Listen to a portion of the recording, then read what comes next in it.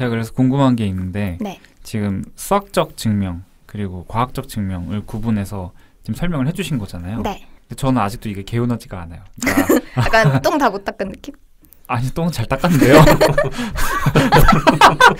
이런 얘기까지 하게 될 줄이야. 잘 닦았는데요. 그러니까 두 개를 다르다고 구분을 해주셨는데 네네네. 제가 봤을 때는 과학과 수학은 같아요. 네, 같아요. 그러니까, 뗄래야 뗄 수가 없는 네, 사이죠. 그러니까 뗄래야 뗄 수 없는 거 인정. 그러나 네. 같진 않죠. 그러니까 아까 그 김상욱 교수님 이야기를 설명을 해주실 때 과학은 태도이다. 네, 과학이라는 태도를 설명하기 위한 언어로서 수학이 있다. 뭐 그 말은 뭐 맞는 것 같아요. 한 번만 정정하면 언어로서의 수학이 있다라고는 말씀 안 하셨어요. 그러니까 표현하는 방식으로서 수학이 사용된다. 뭐 이런 그거는 거잖아요. 뒤에 제가 붙인 거고. 아 그래요? 이것도 다른 사람이 한 건데 태도까지를 교수님이 말씀하고 그 뒤에 제가 언어로서 수학이 사용된다라고 제가 얘기했어요. 뭐 누가 얘기했든 어쨌든 저는 한 몸이라고 생각을 합니다. 네. 그러니까 동일하다고 생각하세요? 아니면 뗄 수 없는 밀접한 관계라고 생각하세요? 뭐 굳이 얘기하자면 수학이라는 것도 과학의 개념에 포함될 수 있죠. 네, 그쵸. 네. 그렇죠. 사실 이 수학이라는 게 표현하는 형태가 엄청 많잖아요. 네네네. 그게 다 자연 현상을 표현하기 위해서 만들어진 애들이 그쵸, 많거든요. 근데 그 둘의 뭐 증명이라고 하는 것, 아까 그 답을 찾아가는 과정이 다르다라고 하는 과정까진 모르겠고 수학에서의 증명됐다와 과학에서의 증명됐다는 의미가 다르다. 그러니까 이걸 뭐 자연 수학, 사회 수학, 인문 수학 이렇게 안 부르니까. 여러분 근데 수학이랑 과학은 우선 다르다는 건 저는 말을 하고 싶은 게 수학은 그러니까 방금 말씀하신 대로 자연 현상을 설명해주고 표현해주는 게 저는 수학이라는 거에 되게 동의를 하는데 딱 그렇게 생각하시면 될 것 같아요. 프로그래밍을 C 언어로 하듯이 근데 프로그래밍과 C 언어는 같은 거다라고 하지 않잖아요. C 언어를 어떻게 다루냐에 따라서 프로그래밍도 달라지는 거고 저는 딱 그렇게 생각을 하거든요. 그럼 지금 말씀하시는 거에 프로그래밍이 과학인 거예요? 비유를 굳이 하자면? 굳이 하자면? 네네. 그래서 저는 이렇게 생각해요. 만약에 수학에서의 증명이 됐다가 과학에서의 증명이 됐다처럼 불완전한 거였다면 그거는 수학이 아니라고 저는 생각을 하고요. 예를 들면 예전에 삼각형의 뭐 그걸 다도하면 180도가 된다. 이게 만약에 과학이라고 하면은 이게 뒤집힐 수가 있어야 되는 거거든요. 그러나 예전 고대 시대부터 지금까지 그거는 불변이죠. 자연현상을 설명하는. 근데 과학은 바뀔 수 있어요. 지금도 양자역학이 우리를 지배하고 있지만 나중에 바뀔 수 있고 그런 게 바로 과학이다라고 과학 철학에서는 얘기를 하고 있죠. 근데 저가 조금 이 과학과 수학을 구분짓고 또 과학자가 가져야 될 태도에 대해서 얘기하는 게 조금 불편한 이유가 그러면 다시 제가 여쭤볼게요. 그 뉴턴의 운동 법칙은 과학이에요? 네, 패러다임이죠. 그렇죠. 근데 뉴턴의 운동 법칙은 과학적 현상을 기술한 게 아니고 우리가 보기엔 정말 아무 관련 없을 것 같은 모든 운동 현상이 단 3개의 수학식으로 표현된다는 거에 의미가 있는 거거든요. 그리고 그게 엄청난 과학적 발견이에요. 이 세상이 수학으로 표현된다는 게 이걸 수학과 구분해서 볼 수 없다고 생각하는 지점이에요. 제가 보기에는. 그리고 이제 말씀하신 게 뉴턴의 과학의 패러다임이 아인슈타인이 나오면서 뒤집혔다. 잘못됨이 인정됐다. 이런 얘기가 나오는데 저는 그것도 조금 아니라고 보는 시각이 뭐냐면 뉴턴이 그 운동 법칙을 발표한 프린키피아라는 책에 보면 시간에 대한 얘기가 나와요. 거기에 절대적이고 참되며 수학적인 시간은 그 어떤 외적 힘과 상관없이 그 본질에 따라 균일하게 흐른다라고 적혀 있어요. 이 얘기는 뭐냐면 이 시간이라는 변수 t를 고정한 거예요. 통제 변수로 둔 거예요. 이 t가 통제되어 있다는 가정하에 운동 법칙 제3개의 법칙을 표현을 한 거예요. 아인슈타인 세대로 돌아오면서 이제 접어들면서 이 고정된 t에 대한 물음으로 시작돼서 이 t는 과연 고정되어 있는가? 이 t라는 변수는 바뀌지 않는가에 대한 의문으로 시작하면서 패러다임이 생긴 게 아인슈타인의 그런 상대성 이론, 또 중력에 의해서 빛이 휘어지면서 시간도 다르게 흐르고. 근데 이게 이런 패러다임이 생겼다고 해서 프린키피아가 틀렸냐? 그건 절대 아니에요. 왜냐하면 t가 고정되어 있다라는 가정하에서는 프린키피아는 항상 옳아요. 그러니까 이게 내가 틀렸음을 인지하고 있어야 된다는 그 워딩이 저는 좀 이해가 안 되는 거예요. 그거는 틀린 게 아니고 발견되지 않은 사실이 있다는 거를 인정하는 태도여야지 내 건 무조건 맞아를 고수하는 거를 뭔가 얘기하는 건 아니라고 보거든요. 저는 약간 궁금한 게 수학하고 물리학하고 생물학이 같다고 생각하세요? 법률님은? 뭐라고 했죠? 수학하고 물리학하고 생물학이 같다고 생각하세요? 물리학과 생물학은 다르지만 물리학과 생물학은 어떻게 다른 거예요? 과학이라는 측면에서 보면. 그 연구하는 대상이 우선 다르죠. 근데 사실 그거를 구분할 수 없어요. 왜냐면은 생물학을 설명할 때 물리학 없이 설명할 수 없고 또 물리학에서 설명되지 않는 게 생물학에서 설명되는 경우가 있고 근데 제가 말씀드리고 싶은 건 물리학이든 생물학이든 물리학이 있고 생물학이 있어요. 뭐 겹치는 교집합이 있고 안 겹치는 부분이 있을 텐데 그걸 줌을 쫙 빼면 수학이라는 범주 안에 있는 거예요. 제 생각은. 우선 그럼 전 또 얘기를 해보면 우선 아까 조금 짚고 싶은 건 아인슈타인으로 패러다임이 바뀌었다라고 제가 말을 우선 하진 않았던 것 같은데 제가 나중에 과학사를 설명을 드리겠지만 뉴턴에서 아인슈타인으로 넘어간 거는 패러다임 시프트라고 보기가 굉장히 힘듭니다. 그 이유는 어쨌든 다 절대주의 안에서 따르고 있고 고전역학을 따르고 있고 아인슈타인도 뉴턴이 없었으면 못 나왔겠죠. 이거는 전혀 패러다임 시프트라고 토마스 쿤도 보지 않았을 거고 토마스 쿤이 얘기하는 패러다임 시프트 정도가 되려면 고전 물리학에서 현대 물리학 정도 아니면 천동설에서 지동설 정도를 얘기를 하는 것 같고요. 제가 보기엔. 그리고 내가 틀렸음 이거에 대한 좀 해석이 조금 약간 다른 것 같기는 한 게 내가 틀렸음을 인정해. 난 틀렸어. 이게 아니라 아까 말씀하신 내가 몰랐던 것이 있었어. 그러므로 이건 수정될 수 있어. 이 태도를 칼 포퍼가 얘기한 게 맞는 것 같아요.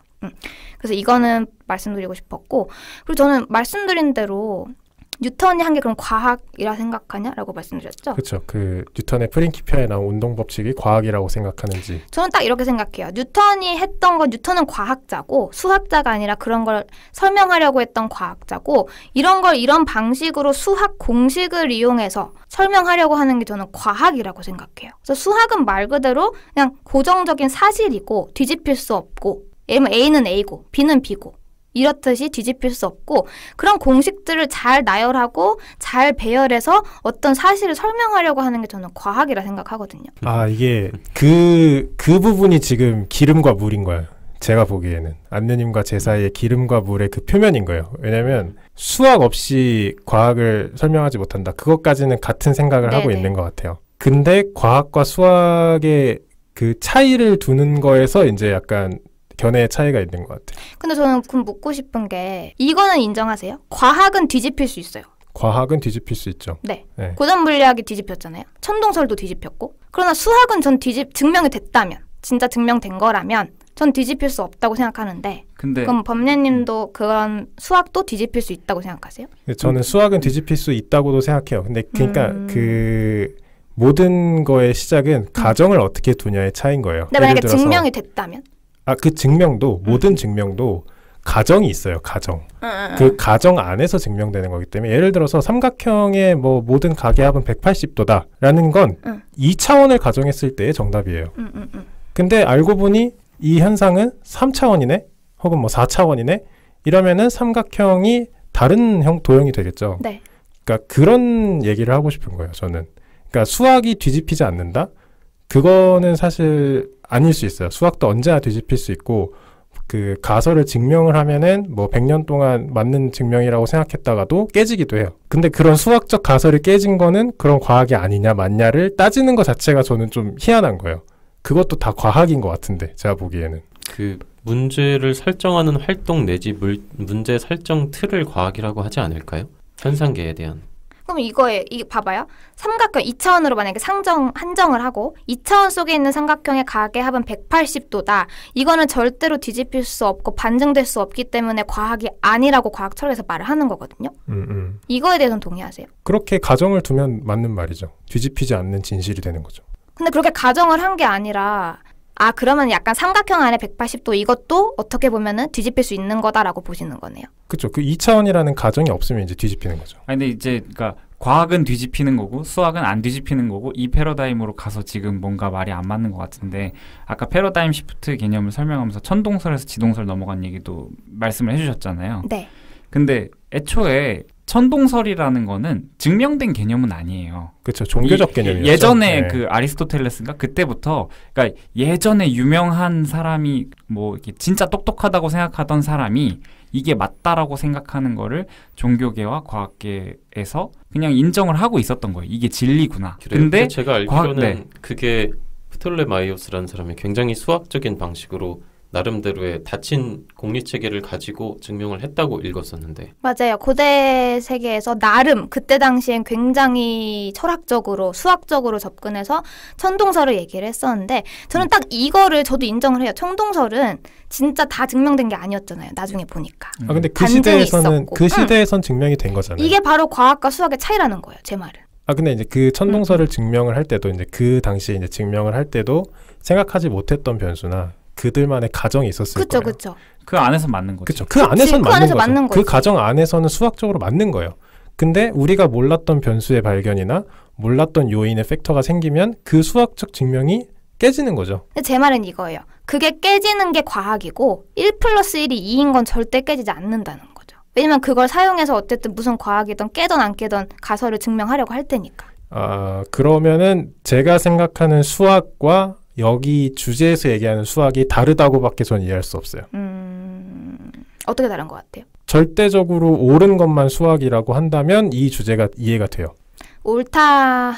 이거 되게 뒤집히지 않는 것만을 수학이라고 보고 뒤집힐 그렇죠. 수 있는 것을 과학이라고 본다면 운동 법칙 제1법칙이라고 해서 2분의 1 mv제곱 질량과 속도의 운동 에너지가 비례한다는 사실은 과학인 거예요. 이 주제 내에서는. 그렇죠. 수학이 아닌 과학자들이 거예요. 한 거죠, 그건. 네.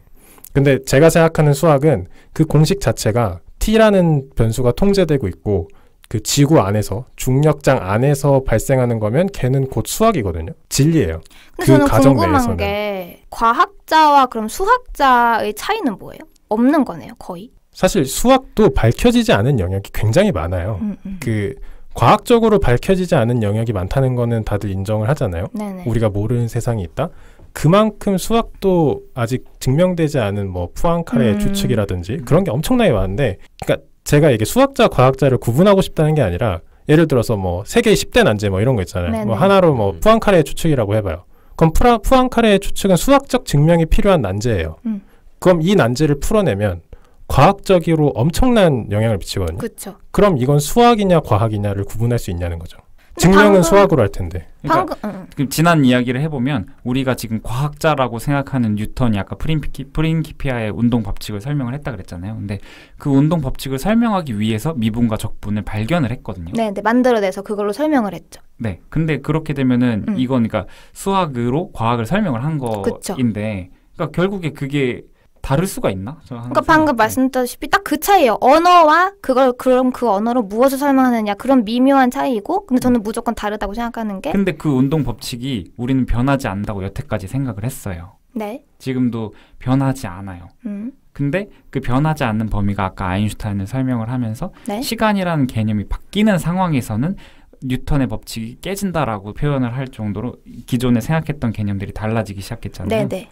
그러니까 이거는 아까 범님이 한 것 같은 얘기를 또 하는 것 같아서 그런데 저는 약간 느낌적인 느낌으로 어떻게 느껴졌냐면, 과학은 일종의 살갗으로 보이는 현상들을 뼈라는 체계들로 설명하는 느낌? 근데 이제 패러다임이라는 거는 구체적인 그 퍼즐판이라고 표현했었잖아요.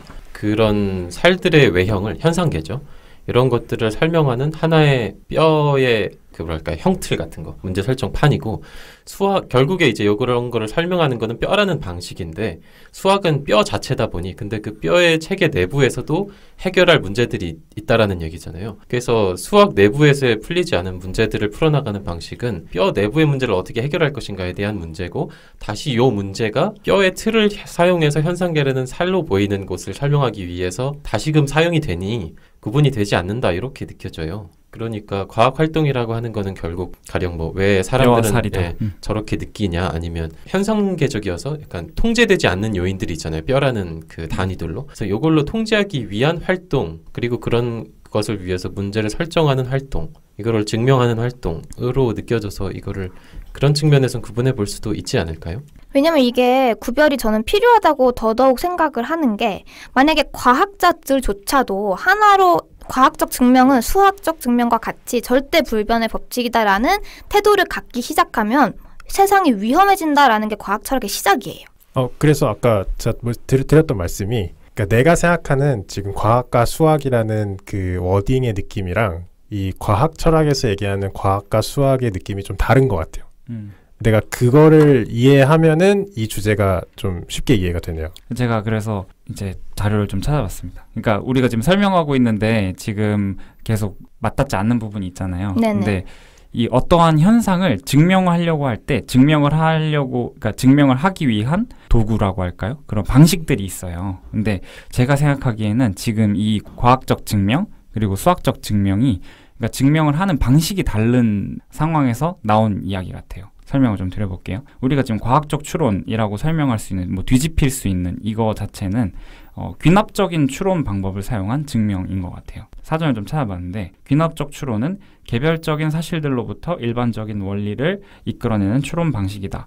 연역적 추론과 대비되며 경험과학과 실질 논리학 같은 한 추론이다. 이러면서 뭐 소크라테스도 죽고 공자도 죽고 홍길동도 죽으면 뭐 사람은 다 죽는다. 뭐 이런 결론을 내는 이야기고 이제 그와 반면에 아까 수학적 증명이라고 했던 거는 연역적인 추론을 설명을 하는 것 같아요. 연역적 추론은 전제로부터 결론을 논리적으로 도출하는 추론 방식이다.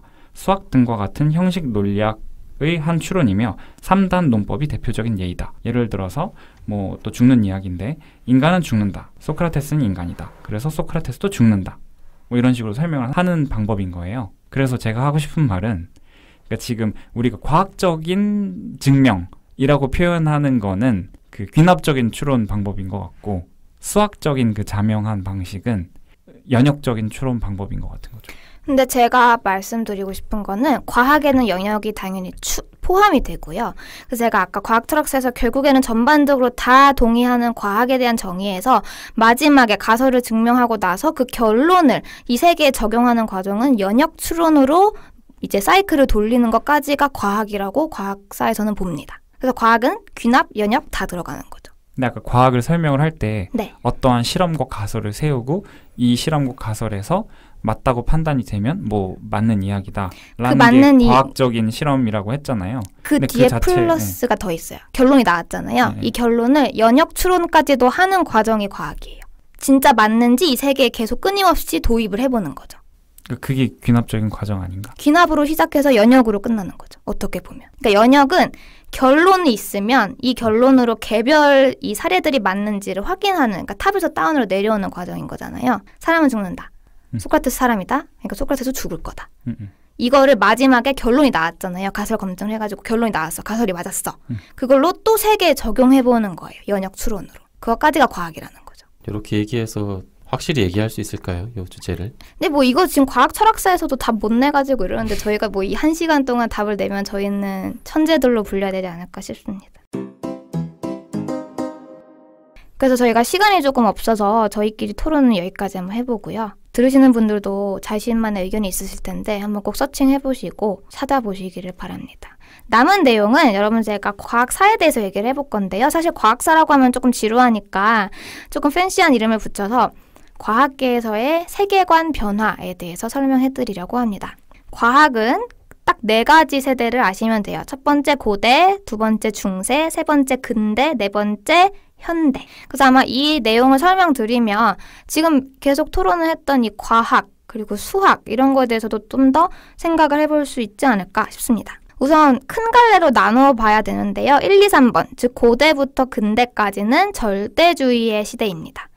진리가 존재하고 이 세계는 확실한 모든 시공간은 절대적으로 확실하게 존재한다라는 세계관 안에서 펼쳐졌던 과학사이고요. 현대부터가 이제 상대주의입니다. 사실 오늘 주제를 얘기하면서 양자역학화를 많이 어필을 할 건데 제가 여태까지 했던 에피소드들 중에 양자역학이 조회수가 제일 안 나오고 있어요. 그래서 오늘 한번 들어보시고 양자역학 끼워 팔기를 할 예정입니다. 근데 또 이게 현대가 상대주의입니다라고 하면 또 너무 위험한 거 아니에요? 이거는 근데 침투했다 정도로. 그러니까 지금 고대랑 근대가 절대주의고 고대, 중세, 근대까지. 중세, 근대까지. 그 현대만 상대주의고. 네. 근데 이거는 교과서에서 나오는 그냥 구별법이에요. 너무 의미부여 안 하셔도 될 것 같아요. 이해는 되는데요. 네네. 네. 그래서 오늘 근대까지 조금 설명해 드릴 거고요. 왜냐면 현대는 제가 양자역학에서 자세히 설명해드렸으니까 한번 보시면 좋을 것 같아요. 네, 고대부터 이제 거슬러 올라가면 고대는 사실 철학과 과학자의 경계가 없었던 시대입니다. 탈레스, 아리스토텔레스, 아까 얘기하셨던 포톨레아이오스, 천동설을 주장했던 이 사람들이 굉장히 그때 당시에는 논리적인 해석 그리고 추상화, 수학적인 설명으로 이 세계를 설명했었고요. 그거를 그때 당시에는 철학, 지금은 어떻게 보면 과학의 경계로도 넣고 있는 거죠. 사실 고대에 대해서는 뭐 그렇게 길게 설명할 게 없고요. 중세로 넘어가면 더더욱 설명할 게 없습니다. 중세는 사실 과학의 암흑기라고 불렸고요. 이 중세 시대는 사실 종교가 세계를 지배할 때였기 때문에 과학은 사실 이단이나 다를 바가 없었어요. 그럼 갈릴레오는 중세인가요? 근대입니다. 아, 근대의 아버지죠. 네. 그래서 중세에는 종교 때문에 이제 과학이라는 것이 힘을 못 피고 있었고, 대신 그 덕분에 고대부터 있었던 이 아리스토텔레스 같은 사람들의 공식이라던가 철학 세계관이 훼손되지 않고 넘어올 수 있었다는 장점은 있었어요. 왜냐면 건드리지를 않았으니까. 그리고 나서 이제 근대로 넘어오게 되면서 근대는 과학이 꽃피기 시작한 시기라고 개인적으로 생각을 합니다. 근대는 종교의 안녕을 구했던 세대이죠. 이성 중심의 세대였고요. 근대 과학사에서 알아두시면 좋은 과학자가 딱 5명. 코페르니쿠스, 갈릴레이, 데카르트, 뉴턴, 아인슈타인 정도 되겠습니다. 물론 더 많지만 그렇게 많은 시간대의 분이 이렇게 묶이는 거군요. 근데가 네. 꽤 긴데. 꽤 기네요. 대표하는 분들이 되게 많죠. 근데 코페르니쿠스는 사실 과학자라고 불리기가 조금 힘든 게 지동설을 최초로 주장은 했지만 저희가 알고 있는 사람은 갈릴레이인 이유가 코페르니쿠스는 지동설 주장을 왜 했냐면 과학적인 근거를 두고 설명한 게 아니라 뭔가 미학적으로 잘 설명이 안 돼서 지동설로 해보면 이게 이 세계가 너무 예쁘게 설명이 잘 되는 거예요. 그런 미학적인 측면에서의 지동설을 주장했고 수학적 근거는 전혀 없었습니다. 그래서 코페르니쿠스보다는 갈릴레이가 좀 더 조명을 받는 이유예요. 갈릴레이는 근대 과학의 아버지라고 불리고 있고요. 지동설을 증명해낸 사람이죠. 수학적으로 과학적으로 증명. 맞아요. 수학적 근거, 즉 합리적으로, 과학적 관찰로, 경험적으로 이 과학적 방법론으로 이 사람이 토대를 만들어냈다라고 해도 과언이 아닙니다. 그러니까 그 증명 방식이 과학적이라고 표현을 하시는 거예요, 지금? 이 과학적, 저희가 보통 얘기하는 과학적인 방식이다를 이제 최초로 이 토대를 마련한 사람이 갈릴레이라는 거죠. 그래서 저희가 아까 왜 과학적이 무엇이냐 막 이런 얘기 했었잖아요. 그거의 토대를 마련한 사람이 갈릴레이고 그래서 이 사람이 근대 과학의 아버지다라는 평을 듣고 있는 것 같아요. 그래서 갈릴레이는 뭐 워낙 유명하니까 그래도 지구는 돈다 뭐 이런 말 했던 사람이죠. 그 다음 데카르트는 정말 천재라고 생각을 할 수밖에 없는 게 이 사람은 철학자이자 수학자이자 물리학자이자 생리학자라고 불리는데요. 근대 철학의 아버지라고 불립니다. 그래서 근대 철학이 이 사람으로부터 시작했다고 해도 과언이 아니고 그 유명한 나는 생각한다, 고로 존재한다라는 말을 했던 사람이죠. 이 사람도 근대까지 들어오면 절대주의이기 때문에 이 데카르트라는 사람도 확실하고 의심할 여지가 없는 진리를 찾으려고 했던 사람입니다. 그래서 이 사람이 과학사에 끼친 영향은 뭐냐면 기하학과 대수학을 접목시켜서 해석 기하학이라는 걸 탄생시켜요. 즉 자연 세계를 숫자로, 즉 수학의 식으로 표현을 처음으로 해낸 사람입니다. 그래서 이 사람이 좌표 평면을 고안하기도 하죠. 그래서 이 사람 덕분에 이 세계의 모든 사물들이 수학적으로 서술이 가능해지죠. 동그라미를 좌표 평면에 표로 그릴 수 있게 됐고요. 동그라미를 공식으로 표현할 수 있게 되었습니다. 이때부터 수학이 폭발적으로 발전하게 되며 뉴턴이 나중에 미적분을 만들게 되는데요. 그것도 이 데카르트 덕분이다라고 볼 수 있어요. 혹시 유클리드는 포함이 안 되나요? 유클리드 대수학은 여기서 뺐습니다. 네. 리만 기하학이랑 유클리드 대수학은 빠져 있어요. 그리고 다음으로 중요한 게 바로 그 유명한 뉴턴이죠. 뉴턴은 진짜 근대에서 물리학을 폭발시킨 사람, 고전역학의 최강 보스모, 완성자라고 생각을 하고 평도 그렇게 내려지고 있습니다. 아까 범례님이 먼저 말씀하셨지만 뉴턴이 프린키피아라는 책을 발표를 했고요. 거기서 뉴턴이 이제 정리한 건 뉴턴 역학, 즉 중력을 만유인력으로 설명을 하게 됩니다. 그래서 이 뉴턴이 했던 일 중에 가장 이 존재감이 있고 가장 의미가 있는 것이 지상계와 천상계를 하나로 통합하는 역학을 만들어냈다는 게 이 사람의 대표적인 업적이라고 생각하시면 될 것 같아요. 지상계가 지구고 천상계가 우주인가요? 네, 하늘이죠. 이때 당시는 사실 하늘은 도대체 어떻게 돌아가는 건가 이게 옛날부터 끊이지를 않았을 텐데 이 하늘이 결국에는 어떻게 돌아가고 있구나를 수학적으로 설명한 사람이 되면서 사실 지금이야 뭐 저희는 그렇군 하고 배우지만 이때 당시의 파장은 정말 상상할 수 없을 만큼 컸을 거예요. 맞아요. 뉴턴의 그 발견을 훔치고 싶은 사람도 되게 많았어요. 도둑 맞은 적도 있다고 하더라고요. 그 라이프니츠하고 막 재밌는 얘기도 있는 그렇죠. 많이 싸우고 서로 물어뜯고. 그리고 사실 지동설을 완성한 사람도 뉴턴이죠.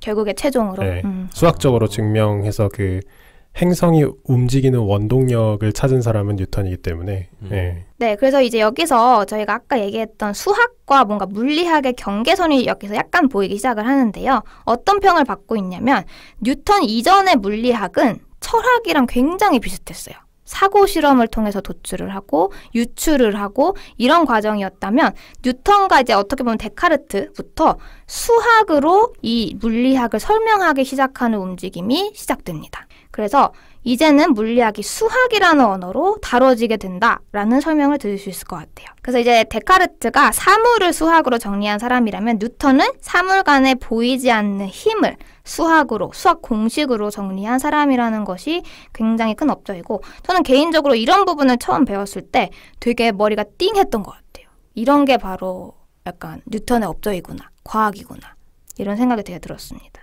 사실 뉴턴이 모든 것의 시작이라고 봐도 무방할 정도죠. 아무렇게나 움직이는 공과 사람인 줄 알았는데 그게 다 수학식으로 표현된다는 그러니까 그 수학으로 설명된다는 게 너무 신기한 것 같아요. 근데 요즘 이제 좀 있으면 현대 얘기는 안 하신다고 하셨는데 요즘 현대 과학의 의문점 중 하나가 그거예요. 왜 세상이 수학으로 표현될까? 약간 철학으로 가는 거예요. 양자역학을 더 지나서서 철학으로 가는 것 같아요. 수학이 뭐길래? 그러니까 사실 수학이라는 건 뭐 더하기 빼기도 수학이지만 사실 미분이든 적분이든 아무리 멀리 나가도 우리가 아는 그 수학에서 크게 벗어나지 않거든요. 맞아요. 근데 왜 이렇게 복잡하고 모르겠는 세상이 결국엔 수학으로 풀어질까가 최고의 물음표래요. 그러겠지. 그래서 이 부분을 그 사람들이 많이 가져다서 차용합니다. 그런 뭔가 공상과학 쪽에서 우리는 사실 프로그래밍 속에 살고 있다라는 사람 주장을 하는 사람들이 이걸 가져가요. 시뮬레이션 이론을 쓰는 사람들. 그 이유는 우리가 결국에는 컴퓨터 속 안에 있기 때문이야. 왜냐면 되게 맞아떨어지지 않나요? 어머. 매트릭스네. 약간 그런 느낌이죠. 어머 기분 나빠. 네, 여러분 그래서 뉴턴의 이제 세계관이 되게 재밌는데요. 우선 이건 뉴턴의 세계관이라기보다는 그냥 절대주의가 지배했던 이 고전 물리학의 세계관과 크게 다를 바가 없는데, 우선 뉴턴은요 미분을 만들어냈는데 이 미분이 바로 뭐냐면 0과 다름없는 0보다 조금은 크지만 0과 거의 다름없을 정도로 정말 짧은 그 시간 동안의 속도의 변화율이 바로 미분인데. 이 힘이 결국에는 인과관계를 따른다는 게 이 뉴턴의 세계관이에요. 그러니까 무슨 말이냐면 아주 짧은 시간 전 상태의 위치와 속도를 알면 아주 짧은 시간 후의 위치와 속도도 알게 되고 그 다음도 알고 그 다음도 알고 이렇게 연쇄적으로 톱니바퀴처럼 물리고 연쇄적으로 일어나는 이 인과가 이 세상을 지배하고 있다. 이 세상은 미래를 예측할 수 있고 결정론적 우주를 갖고 있다. 이게 바로 이 고전역학의 세계관입니다. 그래서 이 결정론적 세계관은요. 자유의지를 인정하지 않아요. 결국에는 이 세상은 다 결정되어 있다는 거죠. 근데 운명론이랑은 조금 다릅니다. 약간 다르게 접근하셔야 될 것 같아요. 이게 저는 개인적으로 되게 재밌는 뉴턴의 세계관이라고 생각을 하는데 그래서 뉴턴의 얘기 마무리하고 사실 아인슈타인 얘기도 거의 안 할 거예요. 왜냐하면 양자역학회에서 꽤 많이 다뤘기 때문에 그쵸, 양자역학을 들어주세요. 그래서 어쨌든 이 뉴턴의 세계관은 결정론적 우주, 즉 미래는 정해져 있고 자유의지는 없다라는 세계관을 가지고 있고요. 예를 들면 동전 던지기가 되게 유명한 예시로 많이 차용이 되기는 하는데 그러니까 이 사람의 세계관에 따르면 동전을 던지기 그 직전의 위치와 속도와 모든 것을 다 계산하면 동전이 앞면이 나올지 뒷면이 나올지 계산을 결국엔 할 수 있다라는 세계관인데 사실 뭐 인생은 그렇게 흘러가지는 않죠. 그렇죠. 인생에 씌우기에는 좀 물리학적인 건 모를까? 이거 저는 물리학적으로도 포함을 시켰던 게 그러면 이게 진짜로 계산할 수 있냐? 근데 그게 아닌 것이 또 뭐 책에서는 지수함수 얘기도 꺼냈지만 불확실성, 카오스가 너무 많다는 거죠. 계산을 하기에는. 실제 세계에서는. 뭔가 그냥 뭐 인생은 이런 식으로 뭔가 좀 추상적으로 들어간다기보다는 이런저런 변수들로 인해서 사실은 이거를 슈퍼컴퓨터가 여러 개 다 붙지 않는 이상 계산해내기 힘들다라고 얘기를 하고 싶었습니다. 그러니까 모르는 변수가 너무 많다. 네네네. 그래서 사실 뭐 지금 할 말이 최소작용의 원리 뭐 이런 게 남아있는데 이 얘기는 안 해도 될 것 같고요. 오늘은 이제 뉴턴 근대 과학을 얘기를 하고요. 아인슈타인은 뭐 여러분들이 아시다시피 특수상대성 이론, 일반 상대성 이론으로 설명이 될 수 있는 과학자고 9회 양자역학 편에서 자주 언급이 되었으니까 꼭 들어보시는 걸 추천드리고요. 여기까지가 고전 물리학입니다. 인과 법칙에 의해서 이 세계가 움직이고요. 절대주의이고 모든 것은 확실하며 시공간도 절대적으로 존재하고 속도와 위치만 알면 어떤 사물의 존재를 확신할 수 있다는 세계관이고요. 이 뒤에 현대로 넘어오면서 양자역학이 현대 과학사를 모두 설명할 수 있고요. 이때부터는 상대주의가 시작됩니다. 모든 것은 확률로서 존재한다. 그래서 좀 한번 정리를 해보면 결국에는 현재 물리학의 목표는 뭐냐면요. 거시세계와 미시세계를 다 연결하는 Theory of Everything, 만물의 이론을 찾는 것이 가장 큰 목표인 세계에 저희가 지금 살고 있습니다. 어마어마하네요. 어마어마하죠. 좀만 더 오래 살아보고 싶다. 이게 발견되는 날까지. 옛날에 뭐 그런 우스갯소리가 있어요. 그 리만 가설이라고 풀리지 않는 수학 문제가 있는데 수학자들이 언젠가 외계인을 만나면 물어보고 싶은 질문 1위가 그 세계에서 리만 가설이 풀렸나요? 나 얘기 들은 것 같아. 그게 물어보고 싶은 질문 1위래. 그래서 지금 시간이 한 5분 정도 얘기를 한번 해보죠. 세계관에 대해서. 사실 제가 오늘 모이기 전에 다른 패널분들에게 여러분들이 혹시 어떤 세계관을 가지고 있는지 얘기 한번 나누고 싶다라는 미션을 드렸었는데 오늘 사실 제가 소개해드린 세계관은 크게 두 가지밖에 없는 것 같아요. 결정론적 세계관 혹은 확률론적 결정론을 따르고 있는 현대 과학. 여러분들은 어떤 생각을 가지고 있으신가요? 참 이게 질문을 처음 들었을 때 본인의 세계관이 뭐냐라고 했을 때 되게 쉬운 질문이네 라고 생각을 했어요. 근데 이만큼 앞에 밑밥을 깔고 나보고 세계관이 뭐냐고 하면 어떻게 대답을 해야 될지 모르겠는데 근데 저는 그런 건 있어요. 사실 확률과 통계를 좀 좋아하는 편인데 인생에 있어서 내 세계관이 뭐냐고 하면 다 50대 50이라고 생각해요. 그러니까 그런 거 있잖아요. 주사위를 굴려서 1이 나올 확률이 몇이냐라고 하면은 통계학적으로는 6분의 1이죠. 6가지 중에 하나니까. 근데 인생에 있어서는 나오든 안 나오든 둘 중에 하나인 거예요. 제가 보기에는 2분의 1인 거야. 경우가 몇 개든 상관없어. 뭐 내가 뭐 삼성전자 입사 지원을 했어. 그럼 막 몇 배수를 뽑네 어쩌네 하면서 막 계산을 하잖아요. 머리를 굴려보고 계산기를 두들겨 보잖아요. 경쟁률이 몇 대 몇이다 이러면서. 근데 사실 인생에서 결정되는 거는 내가 98%에 속해서 떨어지든 2%에 속해서 합격하든 결국 결과에 의지하잖아요. 인생은. 그래서 개인적으로는 세계관이라고 굳이 말을 붙인다면 저는 다 50대 50이라고 생각해요. 일어났거나 일어나지 않았거나. 그러니까 양자역학이네요. 그렇게 갖다 붙이면 그러니까 뭐 이거는 확률론적인 뭐 그런 세계관 이 말이 맞으려면 수없이 많은 경우를 테스트를 해보고 그거에 이제 평균이나 뭐 이제 그런 총체적인 거를 보고 판단을 해야 되는데 나의 인생의 선택은 한 번이잖아 무조건. 그치. 그러니까 이게 확률로 얘기를 하려면 그 대소의 법칙인가요? n이 최소한 30 이상이 돼야 중심극한 정리를 해서 이걸 확률을 낼 수 있는 거지. 그치. 인생은 근데 n이 1이잖아 항상. 그치. 한 번밖에 시행해보지 못하니까. 네. 그게 인생의 아이러니인 것 같아. 저는 그런 면에서 저의 자유의지가 있고 저는 그 두 가지 중에 하나로 선택을 할 수 있잖아요. 그런 거 안에서 여러 가지 이제 뭐 경우의 수가 있고 그런 것들이 달라지는데 이게 이제 나만 그런 선택을 하는 게 아니고 다른 사람들도 다 개개인의 선택을 할 거잖아요. 그래서 그 선택들로 인해 무한한 경우의 수가 있고 뭐 그 중에 하나를 살고 있는 거고 뭐 이게 양자역학 예전에 얘기했던 거랑 비슷한 것 같기도 한데 네, 그 중에 하나를 살고 있습니다. 근데 그렇다고 시간을 돌린다고 하면 이게 똑같은 결과가 나올까 하는 건 잘 모르겠어요. 또 다른 결과들이 나올 거고. 그거야말로 카오스죠. 저 같은 경우에는 이걸 적어와 봤어요. 이걸 뭐라고 설명해야 될까 봐. 아이고야. 오늘 안 했으면 큰일 날 뻔했네. 근데 되게 짧아가지고 이렇게 요약이 됐어요. 인과적인 고리들과 거기에 확률론적으로 메인 숙주 그리고 숙주가 만들어내는 무한한 인과적인 재고리들. 그래서 지금 약간 프랙탈 같은 느낌. 네. 그러니까 예를 들어서 뭐 뉴턴적인 세계관 안에서는 모든 우주는 하나의 인과적인 고리 안에 매여 있다잖아요. 근데 가령 제가 뭐 사실 하몽님은 제가 철학 관련된 얘기할 때 네. 외재적인 것에 대한 이야기에 흥미를 좀 약간 보이셨던? 그게 무슨 이야기였죠? 정신 분석 당했어 지금. 정신 분석 당했어. 외재적인 아니. 이야기가 뭔데? 간파당했어. 그러니까 예를 들어서 제가 뭐라고 이야기를 하면 혹은 글을 쓰면 그게 외재화되어서 남잖아요. 즉 정보로 남잖아요. 그거에 제가 반응할 수 있다는 것 자체가 혹은 이제 그게 말일 수도 있고 글일 수도 있고 미디어 혹은 기술일 수도 있잖아요. 그러면 그 인과의 고리가 다시 나한테 영향을 미치잖아요. 전 우주가 하나의 인과적인 고리들인데 거기에 필연적으로 따르게 되느냐?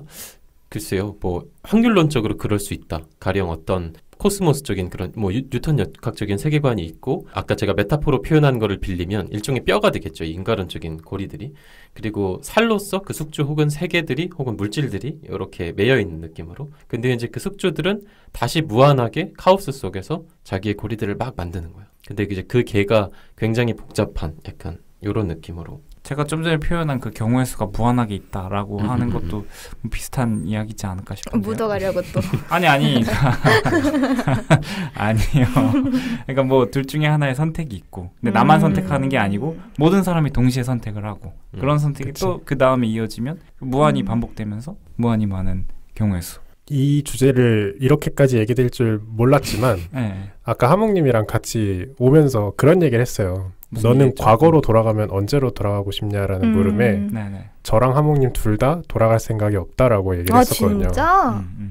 왜냐면 그때로 돌아간다고 한들 지금보다 잘할 수 있을 거라고 확신할 수 없기 때문에. 그치. 그게 두 명의 동시에 대답이었거든요. 신기하다. 근데 그거와 비슷한 것 같아요. 지금 하는 얘기들이. 사실 그때로 돌아간다고 일어나는 일이 그대로 일어날까? 내가 지금 경험한 것처럼. 그거에 대한 확신이 없는 거죠. PX에 대한 자신이 나는 없는 거지. 난데 나는 당시에 늘 최선의 선택을 하면서 살아왔다고 생각을 하기 때문에 내 행동엔 이유가 있고 근데 지금 와서 그 행동이 달라질 거냐 생각하면은 뭐 말이 안 되죠. 근데 되게 이상적인 답변인 것 같아요. 왜냐면은 그 답변을 할 수 있으려면 저는 우선 기본적으로 현세에 만족할 수 있어야 된다고 생각하거든요. 그러니까 후회도 크게 없고. 그러니까 만족을 못한다 하더라도 그 당시에 내가 만족을 못하게 만든 포인트가 있었을 텐데 그 당시에 나는 나름의 이유가 있었던 거지. 내가 그치. 지나고 보니까 나중에 후회할 거지만 지금 당시에는 뭔가 더 하고 싶은 다른 게 있었다거나. 맞아요. 그래서 아내님은 어떤 인생관을 가지고 계세요? 저는 뭐 인생관까지는 잘 모르겠고 저는 근데 그건 있는 것 같아요. 말 그대로 진짜 다 계산을 하면은 이 뉴턴, 그러니까 이 고전역학의 말대로 동전이 무슨 면이 나올지 알 수 있을 것 같거든요. 근데 이 나비 효과라고 하잖아요. 정말 그 작은, 예전에 불었던 그 작은 바람이 이 동전을 어떻게 할지 아무도 모른다고 생각을 하거든요. 그래서 뭔가 지금 과학에서 계속 모든 걸 다 예측하고 모든 걸 다 설명하려고 하는 이 시도들이 물론 다 의미가 있지만 어떻게 보면 의미가 또 없을 수도 있겠다라는 생각도 많이 들어요. 어차피 우리가 미래를 예측할 수 있을까 싶기도 하고. 근데 사실 이제 현대과학은 아까 확률론적인 세계관을 가지고 있다고 했는데 실제로 지금 모든 공학계, 과학계는 통계와 확률의 세상이에요. 그래서 혹시나 이 팟캐스트를 듣는 학생분이 계시다면 확률 통계만 제대로 해놔도 인생 핍니다. 컨설팅. 진짜 뻥 안 치고 가고 싶은 과가 없다? 통계학과 가세요. 인생 필 수 있습니다. 그러니까 이건 구직의 측면에서 그냥 뭐 이제 세상이 그렇게 가고 있으니까요. 사실 이 미래를 예측할 수 없다라는 안내님 말씀하셨지만 사실 우리는 모든 미래의 예측 속에 살고 있거든요. 우리 내일 우산을 가져갈지 안 가져갈지를 과학에 의존하고 있잖아요. 맞아요. 그런 의미로 보면 근데 그 비도 모든 그 대기의 흐름을 예측할 수 없기 때문에 확률로 나오잖아요. 비가 올 확률. 그런 의미인 거죠. 진짜입니다, 여러분. 공학계든 과학계든 석사 이상을 밟으면 다 통계를 다시 배웁니다. 저는 또 한편으로는 오히려 통계 쪽이 사람이 굳이 없어도 되는 쪽 아닌가요? 아니에요. 그 통계, 그러니까 데이터에서 어떤 유의미한 통계값을 뽑느냐가 진짜 어마어마한 능력이에요. 사람만이 할 수 있는. 네, 그런 거예요. 약간 막 공이 굴러다니고 사람이 과일이 뭐 위에서 아래로 떨어지고 다른 일반인들이 보기엔 다 너무 랜덤한 상황인데 이거를 수식으로 완성한 단 3개의 수식으로 완성한 천재가 뉴턴이듯이 수많은 데이터에서 올바른 통계학적 지식을 찾아내는 게 정말 고액 연봉을 받습니다. 약간 인사이트 제공하는 느낌인 거네요. 결국에 그런 진짜 통찰이 있어야지만 시간을 덜 들이고 유의미한 데이터를 뽑아낼 수 있어요. 대단한 능력입니다. 네, 오늘 고생 많으셨고요, 여러분. 패널분들 진짜 고생 많으셨습니다. 지금 땀 많이 나셨을 것 같은데. 호흡이 가빠졌어요. 나만 땀 나냐, 지금? 왜 이렇게 덥니? 들으시는 청취자분들도 고생 많으셨고요. 9회 양자역학 잊지 마세요. 오늘 재밌었고요. 사실 우리가 약간 정보 전달 위주의 팟캐스트도 있고 저희가 토론을 좀 열띠게 하는 팟캐스트도 있는데 오늘 좀 유난히 토론이 좀 열띠었던 화였던 것 같아요. 맞아요. 거의 맞짱 특집? 그 정도는 거의 아니고. 맞짱 뻗고들. 아니, 그 정도는 아닌데. 그래서 재밌었고요. 사실 과학 철학을 저는 한 번도 접해본 적이 없어서 또 신선했지만 또 괜히 또 너무 발끈한 게 아닌가 싶은 좀 반성의 생각이 좀 드네요. 법률 흑역사. 재밌었어요. 저도 뭐 공부하고 있는 입장에서 저도 더 많이 공부해야 되겠다라는 생각이 들었고 물론 계속 잘 그 과학의 행보를 좀 눈여겨보면서 제가 관심 있는 공부를 해야 되겠다 이런 생각이 들었습니다. 전 뭐 딴 얘긴데요. 지금이 초여름이잖아요. 근데 이거를 이제 녹음을 듣고 있을 시간이 되면 매우 더운 여름이 되어 있을 것 같아요. 가급적 시원한 환경에서 이 녹음본을 들었으면 좋겠어요. 진짜 남다르다. 여러분 오늘 고생 많으셨습니다. 다음에 뵐게요. 안녕. 다음 주에 봬요.